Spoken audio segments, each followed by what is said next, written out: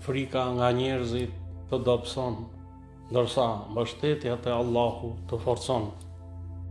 Në ajetet 173 dhe 174 të surës Ali Imran, Allahu i madhruar thot: Bismillahirrahmanirrahim.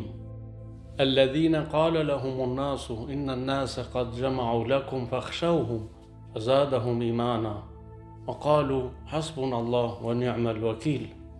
فانقلبوا بنعمة من الله وفضل لم يمسسهم سوء واتبعوا رضوان الله والله ذو فضل عظيم.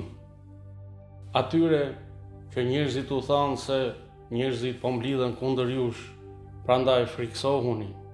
Kjo u ashtoi atyre besimin dhe thanë: neve na mjafton Allahu, ai është mbrojtësi i mrekullueshëm. Ata u kthyen me dhunti dhe mirësi të Allahut, nuk i gjeti asgjë e keqe dhe fituan kënaqësinë e Allahut. Allahu është zotrues i mirësive të mëdha. Këto dy ajete përcjellin një mesazh shumë të fuqishëm shpirtëror dhe praktik, duke na thënë se kur besimtari përballet me frikë, kërcënime apo presion nga njerëzit, ai nuk duhet të dorëzohet apo të trembet, por duhet ta forcoj besimin dhe mbështetjen te Allahu. Frika që të tjerët përpiqen të mbjellin, për besimtarët e sinqert kthehet në shtim të besimit dhe bindjes.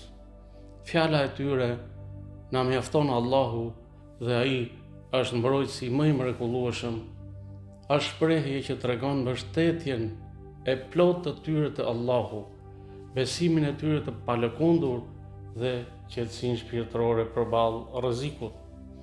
Si rezultat i kësaj, besimtarët mbrohen nga e keqja, marrin begati dhe mirësi dhe fitojnë kënaqësinë e Allahut.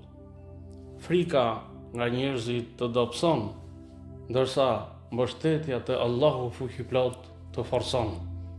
Besimi i sinqert e kthen rrezikun në fitore dhe frikën në siguri. Kush beson në Allahun dhe mbështetet tek ai, nuk dëmtohet nga kërcënimet e njerëzve dhe përfundon me mirësi, sukses dhe fitore të mëdha.